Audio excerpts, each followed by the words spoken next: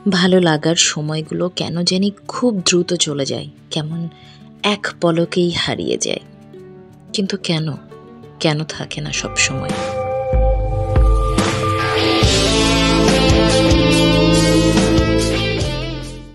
বিসমিল্লাহির রহমানির রহিম। আসসালামু আলাইকুম।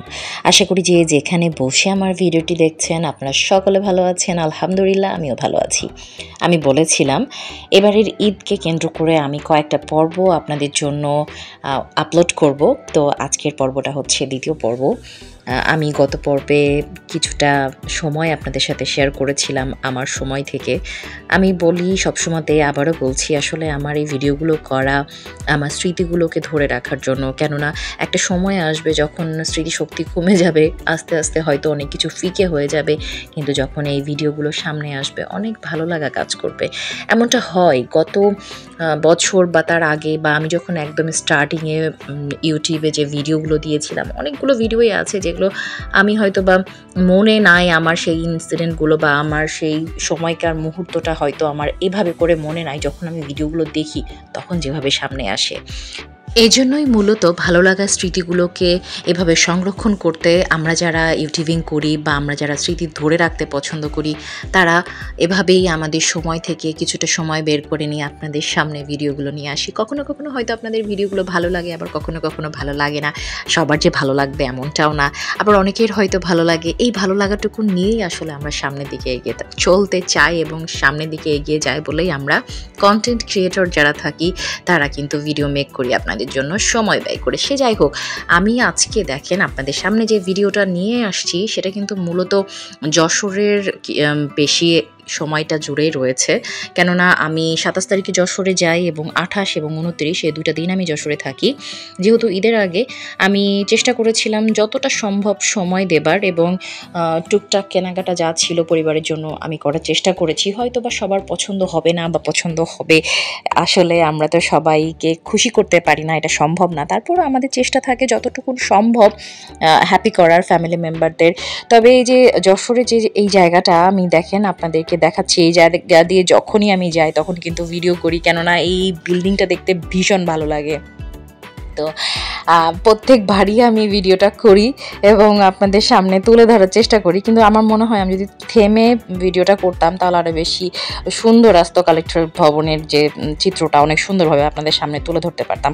যাই হোক, মজার বিষয় হচ্ছে যশোরেও কিন্তু প্যারিস রোড আছে, আমাদের রাজশাহীতেও যেমন আছে যশোরেও আছে। আর এই রাস্তাটা মূলত আড়ংয়ের রাস্তা এবং এটাকে মুজিব সড়ক বলে।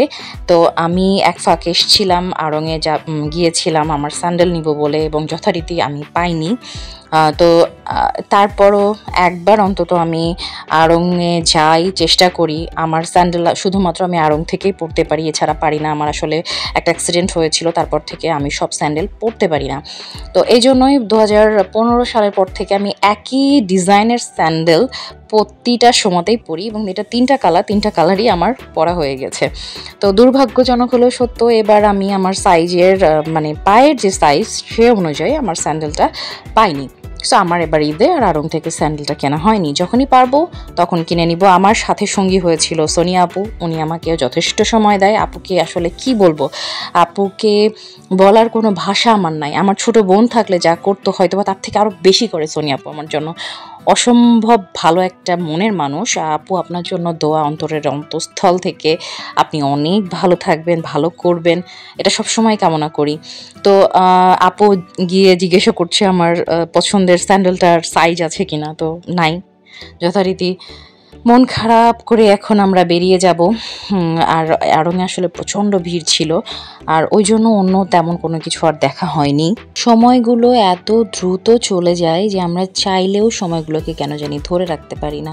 তো এরই মাঝে আমি কিছুটা সময়ের জন্য এসেছিলাম আমার দোকানে, আপুকে বাসায় রেখে দোকানে আসছি এবং আপনারা দেখতে পাচ্ছেন অলমোস্ট 12:30 বাজে, তার মানে রাত্রি 12:30। আমাদের যশোরে যেটা হয়, যেহেতু আমার হাজব্যান্ড এবং আমার শ্বশুরবাড়ি সবাই মোটামুটি ব্যবসায়ী, তো এক্ষেত্রে আমাদের শপিং যদি করতে হয় সেটা কিন্তু রাত্রেই করতে হয়।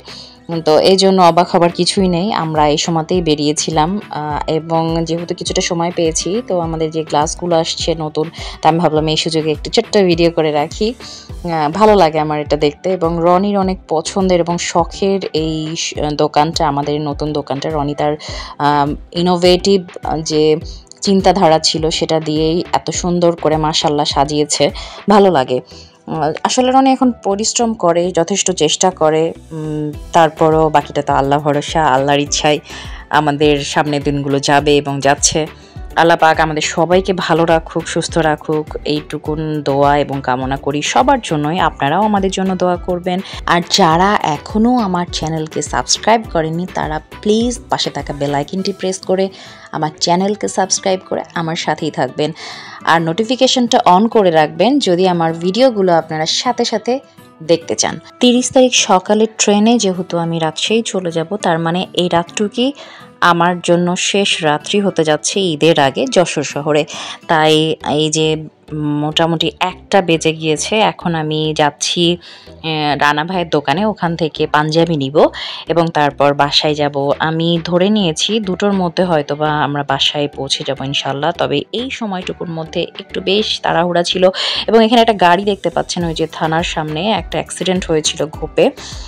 তো বেশ বড় ধরনের অ্যাক্সিডেন্টই ছিল, কারণ গাড়িটা খুব বাজেভাবে চাকা ব্যাকা হয়ে গেছিলো একেবারে, যেটা বলতে। তো আসলে যেটা দেখছি যে ইদানিং রোড অ্যাক্সিডেন্ট অনেক বেশি বেড়ে গেছে, যার জন্য রাস্তায় নামলেই না আমার ভীষণ ভয় লাগে। আমার আসলে গত 1 বছরের জার্নিটা এত বেশি হয়েছে যে আরও অ্যাক্সিডেন্টের খবরগুলো আমাকে খুব ভীত করে ফেলে।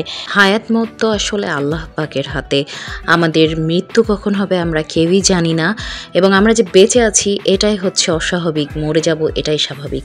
এই মুহূর্তে আমি আমার পুরানা ব্রাঞ্চের সামনে দিয়ে যাচ্ছি। এই জায়গাটা আসলে আমাকে অনেক বেশি আকৃষ্ট করে, কারণ আফটার অল এইখানে আমি গত 2.5 বছর পার করে গেছি।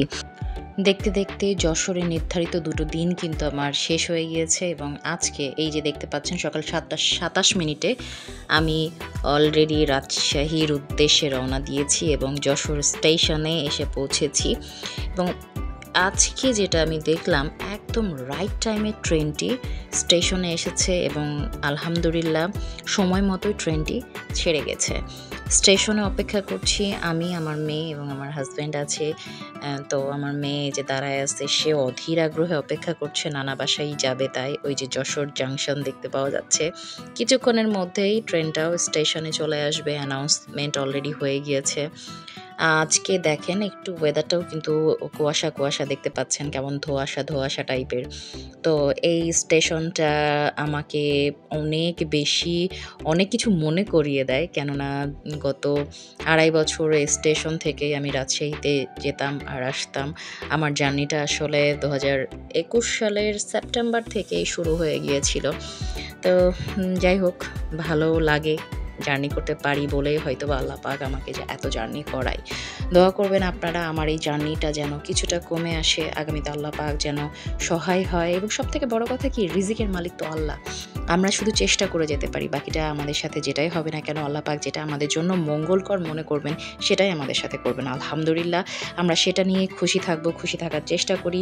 আমি তো মনে করি আমার জন্য যেটা ভালো সেটাই সবসময় আমার কাছে আসে, এবং আলহামদুলিল্লাহ ভালো থাকি। এই যে ট্রেন চলে আসছে, তার মানে আমাদের যাত্রা শুরু হবে কিছুক্ষণের মধ্যেই। এবং আপনারা দেখতে পাচ্ছেন 7:46-এ ট্রেনটা ইন করেছে, এইটা ছেড়ে যাবে 7:50-এ। তো সময় মতোই ট্রেনটা আসছে, এটা অনেক ভালো একটা দিক। তো সবাই দোয়া করবেন এবং পরবর্তী ভিডিওর জন্য অপেক্ষা করবেন। আল্লাহ হাফেজ।